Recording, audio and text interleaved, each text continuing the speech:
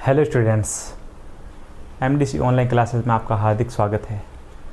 पिछली कक्षा में आपने पढ़ा था कक्षा 10 का सिलेबस, जिसमें कुल 14 अध्याय थे, जिसमें से पहला अध्याय है वास्तविक संख्याएं,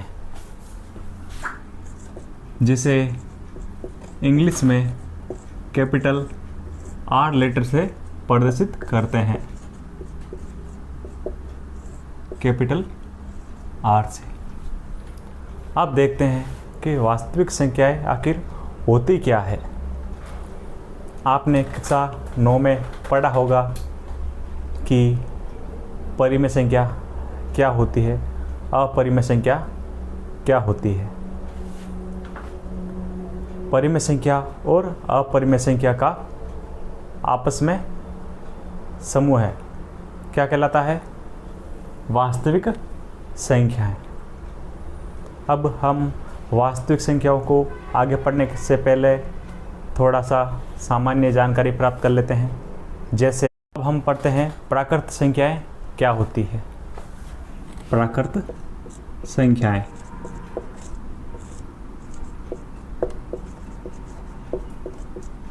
प्राकृत संख्याएं 1 से स्टार्ट होती है, 1 2 3 डॉट डॉट डॉट अनंत तक। मतलब प्राकृत संख्याएं 1 से स्टार्ट होती है और अनंत तक चलती जाती है। उसके बाद आती है पूर्ण संख्याएं।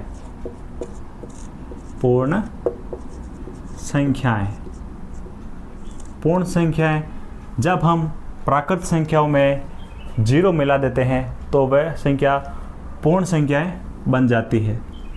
0 1 2 3 डॉट डॉट डॉट इनफाइनाइट। फिर आती है पूर्णांक संख्याएं। पूर्णांक संख्याएं क्या होती है? जब हम सारी ऋणात्मक संख्याएं पूर्ण संख्या में मिला देते हैं तो वे पूर्णांक संख्याएं बन जाती है। ऋणात्मक संख्याएं माइनस अनंत से होती है, -3 -2 -1 और 0 1 2 डॉट डॉट डॉट अनंत तक। तो हम कह सकते हैं पूर्णांक संख्याएं माइनस अनंत से प्लस अनंत तक होती है। या इसे हम इस प्रकार के लिख सकते हैं 0 ±1 ±2 ±3 डॉट डॉट डॉट इनफाइनाइट। मतलब 0 है, प्लस का 1 भी है और माइनस का 1 भी, प्लस का 2 भी है, माइनस का 2 भी। ठीक है। अब आती है परिमेय संख्याएं।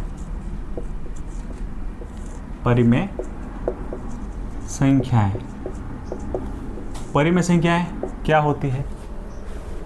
ऐसी कोई भी संख्या जिसे हम P/Q के रूप में लिख सकते हैं या व्यक्त कर सकते हैं या P/Q के रूप में दर्शा सकते हैं, वो सभी संख्याएं परिमेय संख्याएं होती है। जैसे हम P/Q के रूप में लिख सकते हैं जहाँ पे Q नॉट इक्वल टू 0, जहाँ Q 0 के बराबर नहीं है। जैसे एग्जाम्पल लिख सकते हैं हम 2/3 3/4 1 0। 0 भी एक प्राइम नंबर है, मतलब परिमेय संख्या है। कोई भी संख्या जो भिन्न के रूप में है वो परिमेय संख्या है। जैसे 0.3 का बार, इसको कैसे लिख सकते हैं? 0.333 डॉट डॉट डॉट। मतलब इसमें 0.3 की बार बार आवर्ती हो रही है, ये भी एक परिमेय संख्या है। फिर आती है अपरिमेय संख्या। अपरिमेय संख्याएं जिसे हम P/Q के रूप में नहीं लिख सकते, वह सभी संख्याएं अपरिमेय संख्याएं होती है। जैसे अंडर रूट का 2 है, अंडर रूट का 3 है, पाई है, ये संख्याएं अपरिमेय संख्याएं होती है। जैसे 22/7 ये पाई के बराबर नहीं होता। 22/7 का मान लगभग पाई के बराबर होता है, लेकिन पाई के बराबर नहीं होता। 22/7 एक परिमेय संख्या है, लेकिन पाई एक अपरिमेय संख्या है।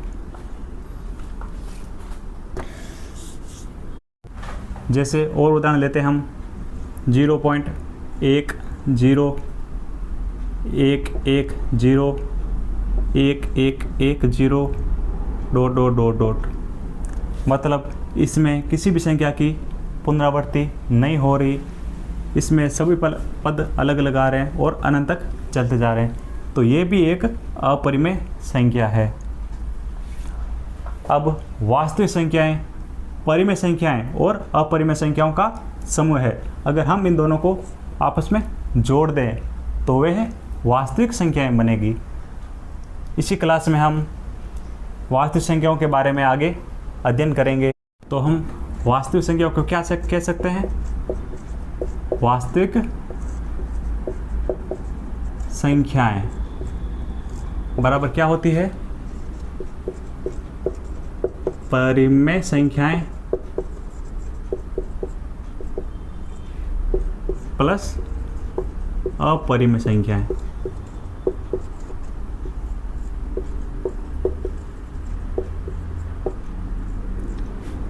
वास्तविक संख्याओं में परिमेय और अपरिमेय संख्याओं का योग होता है या इन दोनों का समूह होता है, वही वास्तविक संख्याएं होती है। फिर हम आगे पढ़ेंगे। अब हम पढ़ते हैं अंकगणित की आधारभूत प्रमेय।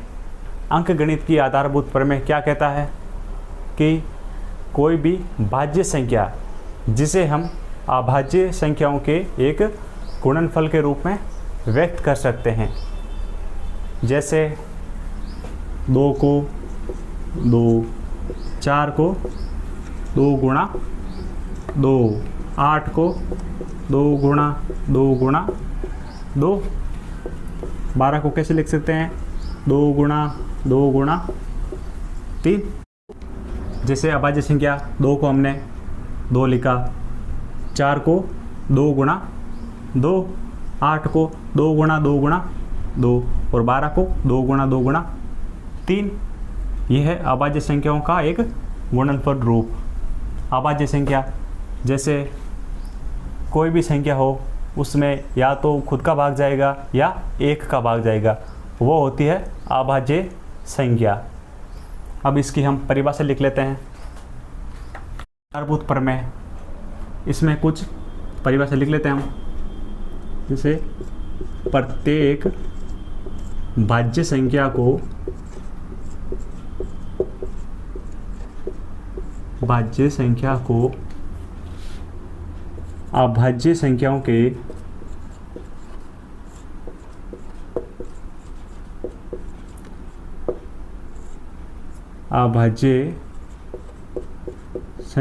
के एक गुणनफल के रूप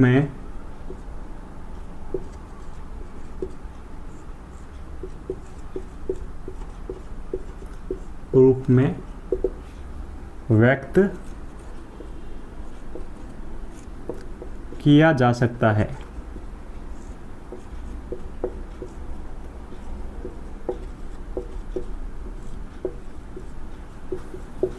जैसे 2 को हमने लिखा था 2, 4 को हमने क्या लिखा था 2 गुणा 2, 8 को हमने लिखा था 2 गुणा 2 गुणा 2, 12 को लिख सकते हैं 2 गुणा 2 गुणा 3। वैसे ही 20 को लिख सकते हैं 2 गुणा 2 गुणा 5।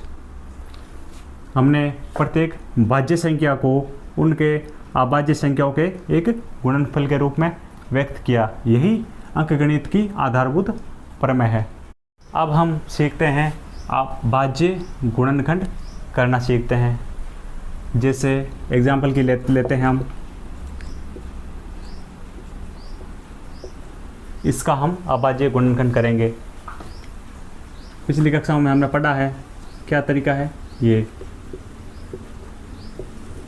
ऐसे लाइन खींचते हैं और ऐसे खींचते हैं। सबसे छोटी अभाज्य संख्या क्या है, 2। 2 ऐसी संख्या है जो सम भी है और अभाज्य संख्या भी है। उसके बाद अभाज्य संख्या कौन सी आती है, 3, 5, फिर 7। पहले देखो ये सम संख्या है या विषम। इसमें दिख रहा है कि इसका इकाई का अंक 0 है, मतलब ये सम संख्या है, मतलब इसमें 2 का भाग जाएगा। तो सबसे छोटी संख्या अभाज्य 2 है, तो इसमें 2 का भाग लगाओ। कितनी बार जाएगा, भाग लगाओ। 3 में 1 बार, पीछे 1 बचा, 2 उतारा तो 12 हो गए। 2 में 12 बार लगाया तो 6, फिर 7 उतारा 3 बार, 1 बचा, 6 उतारा 16 बने। 2 में 16 का भाग दिया तो 8 बार, फिर 0। फिर देखो इसमें भी 2 का भाग जा रहा है। 16 में 8 बार, 3 में 1 बार, पीछे बचा 1, फिर उतर 8, 18। 18 में 2 का 9 बार, फिर 0। फिर भी 2 का जा रहा और लगाओ। 8 में 2 का 4, फिर 1 उतारा, 1 में जा नहीं जा रहा तो 0। फिर 1 के पास में 9 उतारा, कितने, 19। 2 में 19 कितने बार, 9 बार, 18। 1 बचा, फिर 0 उतारा 10, कितनी बार, 5 बार। अब देखो क्या 2 का भाग जा रहा है, नहीं जा रहा ना। अब ट्राई करो 3 का भाग जाता है या नहीं जाता। 3 का भाग जाता है या नहीं जाता, उसकी एक सिंपल सी पहचान है। इन सभी संख्याओं का योग याद करो, जैसे 4 + 0 + 9 + 5 क्या आता है, 4 और 0 4, 9 कितना, 13। 13 और 5 कितने हुए, 18। कितने हुए, 18। 18 में 3 का भाग जाता है।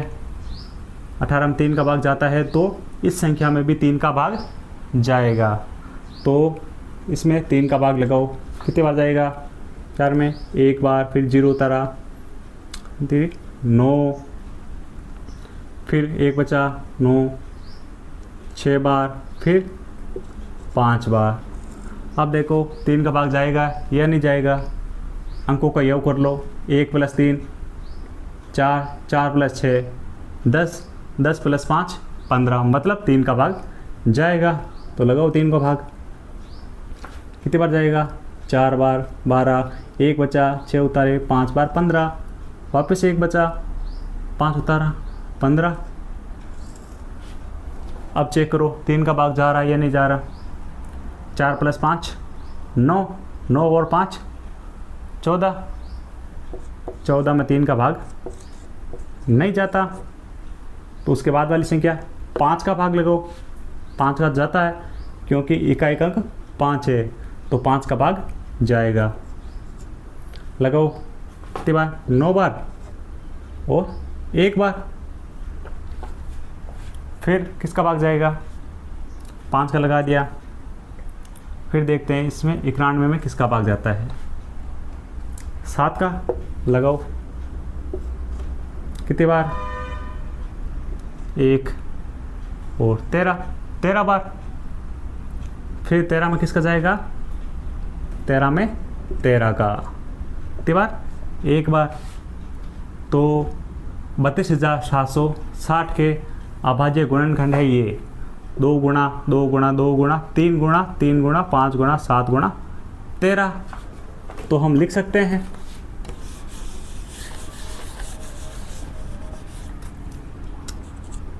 32,760 के अभाज्य गुणनखंड कैसे लिखेंगे, 2 गुणा 2 गुणा 2 गुणा 3 गुणा 3 गुणा 5 गुणा 7 गुणा 13। इसको और भी शॉर्ट फॉर्म में कैसे लिख सकते हैं, 2 गुणा 2 गुणा 2 कितनी बार है, 3 बार, तो 2 की घात 3। फिर गुणा 3 गुणा 3 कितनी बार है, 2 बार, तो 3 की घात 2। फिर गुणा 5 गुणा 7 गुणा 13। तो 32,760 को हमने अभाज्य गुणनखंड विधि द्वारा अभाज्य गुणनफल प्राप्त किए। क्या आया? 2 की घात 3 गुणा 2, 3 की घात 2 गुणा 5 गुणा 7 गुणा 13। तो हमने अभाज्य गुणनखंड करना सीखा। इसके बाद आता है उदाहरण नंबर 1, जो आपकी किताब में पेज नंबर 5 पे दिया हुआ है। उदाहरण नंबर 1 किताब में है पेज नंबर 9 पर। क्या लिखा है? संख्याओं 4 की पावर n पर विचार कीजिए, जहाँ n एक प्राकृत संख्या है।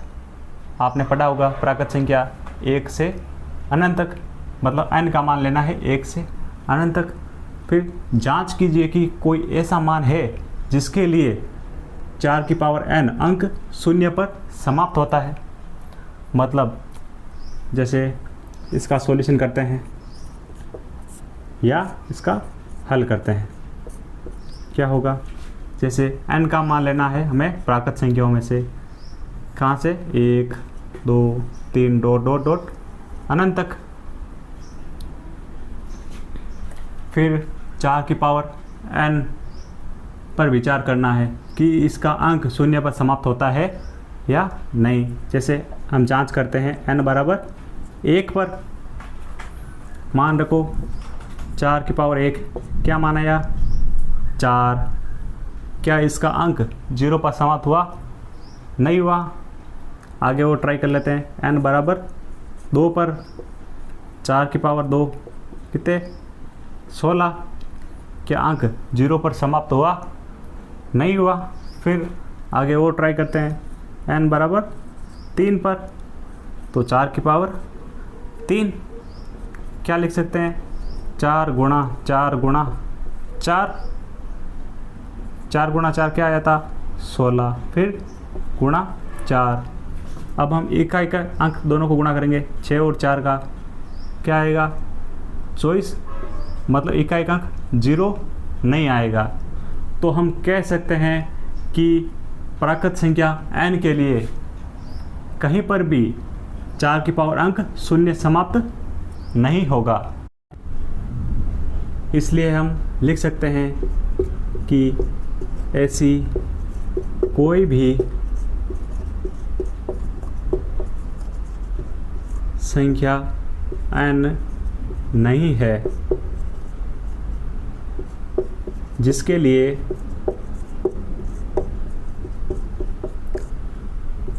संख्या 4 की पावर n 0 पर समाप्त होती हो।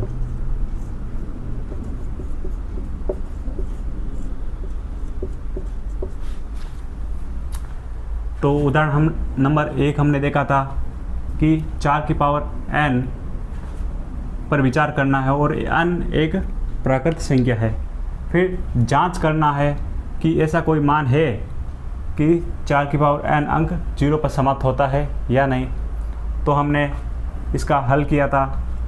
n का मान 1 लेने पर 4 आया था, n का मान 2 लेने पर 16 आया था, n का मान 3 लेने पर लास्ट में अंक 4 आ रहा है। मतलब n का मान कोई भी लो, इसका अंक 0 पर समाप्त नहीं होता। तो इसलिए हम लिख सकते हैं ऐसी कोई भी संख्या n नहीं है जिसके लिए संख्या 4 की पावर n 0 पर समाप्त होती हो।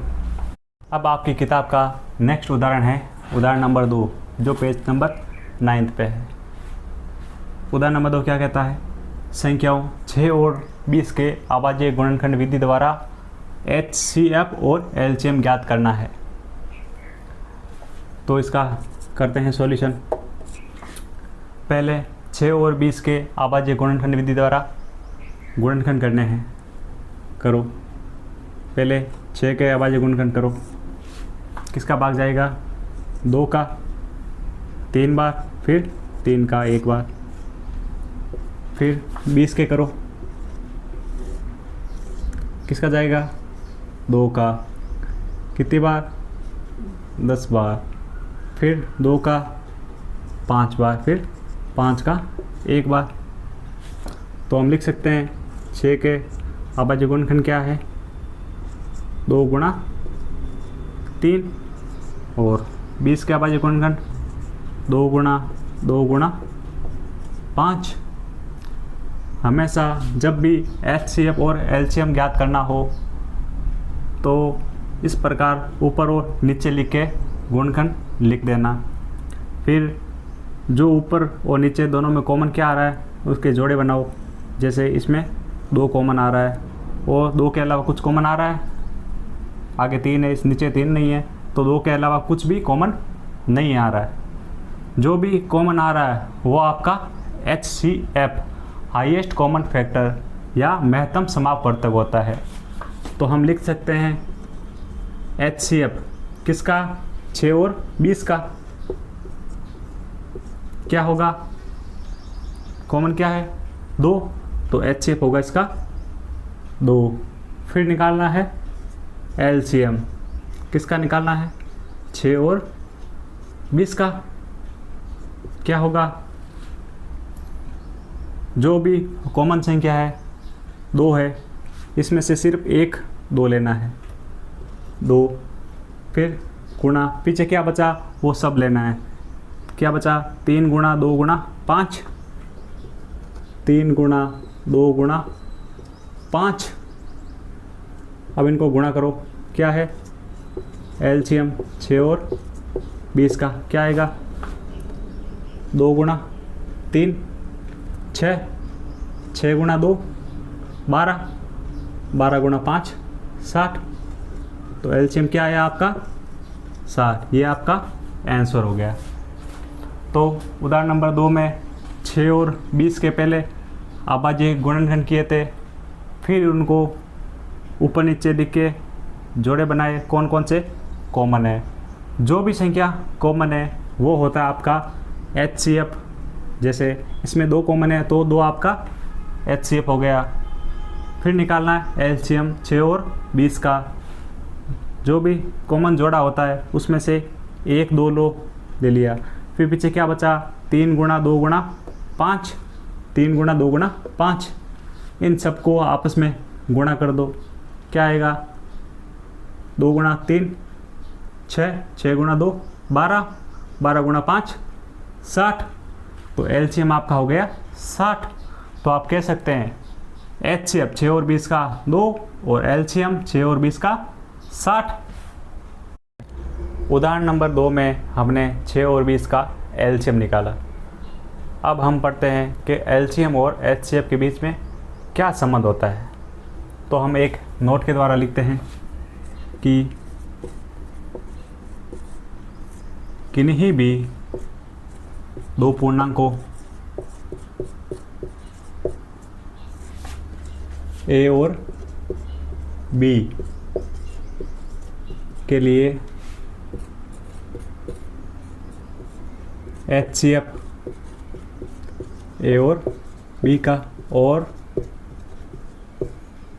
LCM A और B का, इन दोनों का गुणनफल किसके बराबर था, देखो वापस लिखो, HCF A B का गुणा LCM A और B का किसके बराबर होगा, इन 2 पूर्णांकों A और B के बराबर। तो A और B के बराबर ये होता है LCM और HCF के बीच में संबंध। इस सूत्र के प्रयोग से अब आप अगर आपको LCM दिया हो तो HCF ज्ञात कर सकते हैं, HCF दिया हो तो LCM ज्ञात कर सकते हैं। इसी प्रकार नेक्स्ट उदाहरण है उदाहरण नंबर 3 जो इसी फॉर्मूला बेस पे है। नेक्स्ट उदाहरण है उदाहरण नंबर 3 जो है किताब में पेज नंबर 6 पे। उदाहरण नंबर 3 क्या लिखा है, अभाज्य गुणनखंड विधि द्वारा 96 और 404 का HCF ज्ञात करना है और फिर उनका LCM भी ज्ञात करना है। तो पहले सॉल्यूशन लिखते हैं। पहले 96 का अभाज्य गुणनखंड करते हैं। किसका भाग जाएगा, 2 का, कितनी बार 48, फिर 2 का, कितनी बार 24, फिर 2 का 12, फिर 2 का कितनी बार 6, फिर 2 का 3, फिर 3 का एक बार, फिर करते हैं 404 का अभाज्य गुणनखंड। 2 का भाग जाएगा कितनी बार 202 बार, फिर 2 का भाग जाएगा 101 बार, फिर 101 का भाग जाएगा 1 बार। आप ट्राई करोगे 101 में 101 के अलावा किसी का भाग नहीं जाएगा। तो हम लिख सकते हैं 96 को अभाज्य गुणनखंड के रूप में कैसे व्यक्त करेंगे, 2 गुणा 2 गुणा 2 गुणा 2 गुणा 2, कितनी बार 2 है 1 2 3 4 5 बार 2 है, तो 2 की पावर 5 लिख सकते हैं। फिर क्या है गुणा 3, 404 4 बार कैसे लिखेंगे, 2 गुणा 101, तो 2 बार है तो 2 का स्क्वायर गुणा 101। फिर इन दोनों में कॉमन क्या आ रहा है, इसमें 2 का स्क्वायर है और इसमें भी 2 का स्क्वायर है। इसको कैसे लिख सकते हैं, 2 का स्क्वायर गुणा 2 की पावर 3। आधार समान है तो घातें जुड़ जाएगी, तो क्या बनेगा इसका 2 की पावर 5। तो इसका HCF क्या होगा, HCF 2 की पावर 2 क्या होगा 4। तो HCF आपका आया 4। अब आपको LCM ज्ञात करना है, तो ये साफ कर देते हैं।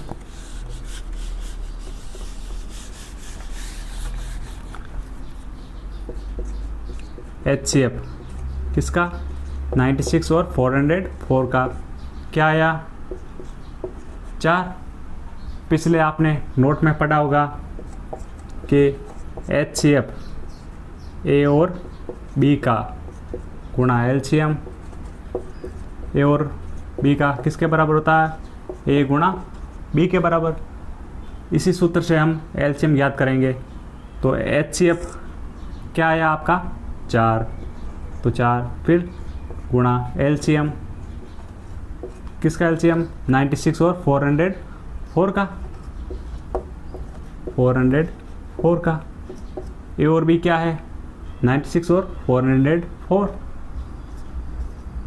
गुणा 404। 4 इसके गुणा में है, बराबर के उस तरफ जाएगा तो भाग में, तो आप लिख सकते हैं LCM 96 और 404 बराबर 96 गुणा 404 बटा ये 4 यहाँ पे आ जाएगा, ठीक है। फिर 4 को 404 बार 4 से काटेंगे, कितनी बार कटेगा 101 बार। तो 96 गुणा 101, तो 96 गुणा 101 क्या आंसर आएगा 96। ये आपका LCM। तो शुरू से देखते हैं कैसे हुआ। पहले 96 और 404 के अभाज्य गुणनखंड विधि द्वारा हमने गुणनखंड प्राप्त किए। 96 के क्या हुए प्राप्त में 2 की पावर 5 गुणा 3, और 404 को कैसे लिखा 2 की पावर 2 गुणा 101। इन दोनों में कॉमन क्या है 2 की पावर 2। जैसे 2 की पावर 5 को हमने क्या लिखा 2 की पावर 2 गुणा 2 की पावर 3, तो इसमें से 2 की पावर 2 कॉमन आ रहा है, तो ये आपका HCF हो गया। एक संख्या आपको HCF ज्ञात हो गई, तो पीछे नोट में आपने फॉर्मूला पढ़ा था कि HCF गुणा LCM बराबर A गुणा B। तो आप इस फॉर्मूले से आसानी से LCM निकाल लिया। पहले HCF का मान फॉर्मूले में रखा 4, फिर गुणा LCM बराबर 96 गुणा 404। LCM बराबर 96 गुणा 404 डिवाइडेड बाई 4, तो आपका मान आया 96 या 9696। ये आपका एलसीएम हो गया। नेक्स्ट उदाहरण है उदाहरण नंबर 4। क्या पूछा है हमें? संख्या 6, 72 और 120 का अभाज्य गुणनखंड विधि द्वारा एचसीएफ और एलसीएम ज्ञात करना है।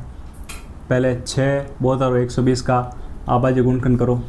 6 का करो पहले 2, 6 में 2 का भाग लगाओ 3 बार, फिर 3 में 1 बार, फिर 72 में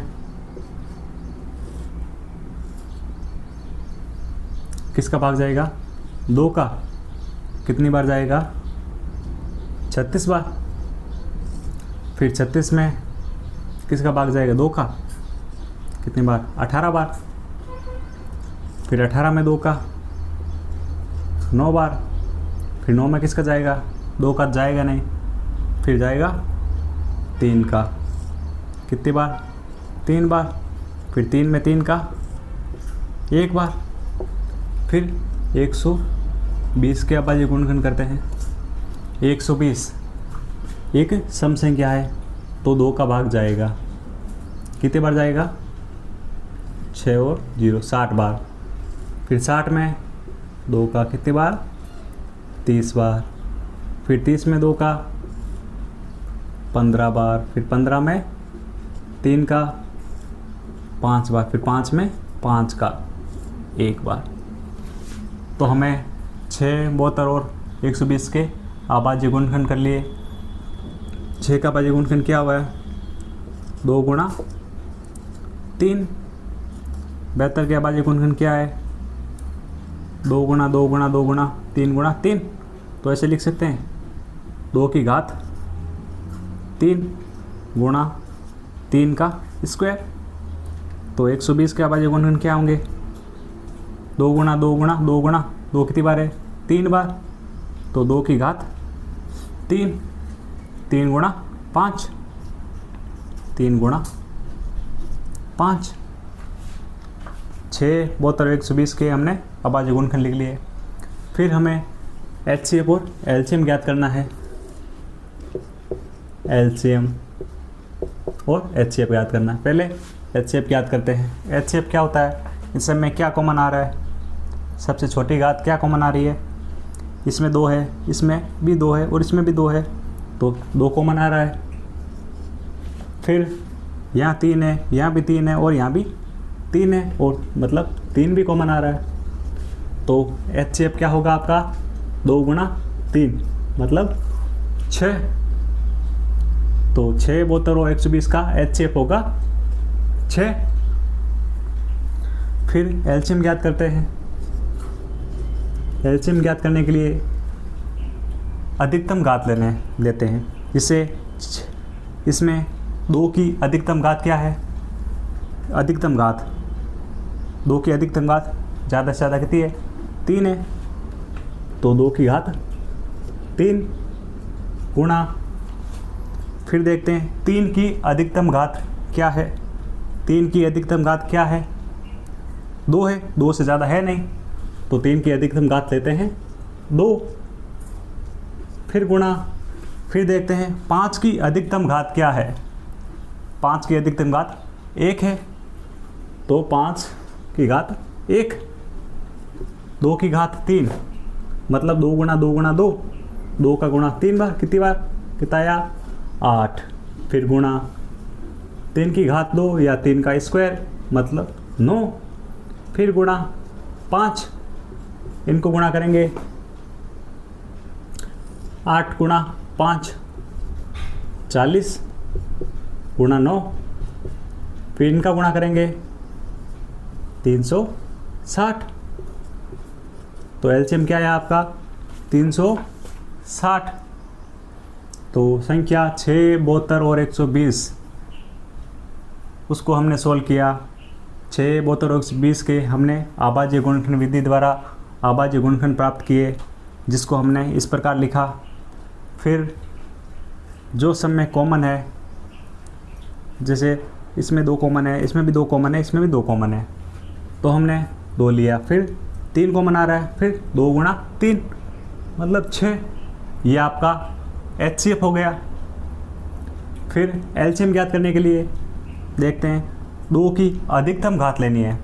2 की अधिकतम घात है 3, 3 से ज़्यादा है नहीं, तो 2 की अधिकतम घात 3, फिर गुणा, फिर 3 की अधिकतम घात देखते हैं कितनी है 2, 3 की अधिकतम घात 2, फिर गुणा, फिर 5 की अधिकतम घात एक बार तो 1। इनको सोल्व किया तो क्या आंसर आया हमारा 360। यहाँ लिख सकते हैं आंसर 360। तो इस प्रकार आपने उदाहरण 4 समझा। अगली क्लास में हम पढ़ेंगे प्रश्नावली 1.1। ये क्लास पसंद आई है तो लाइक करना, चैनल को सब्सक्राइब करना और अपने सहपाठियों को ये क्लास शेयर करना। तब तक के लिए जय हिंद।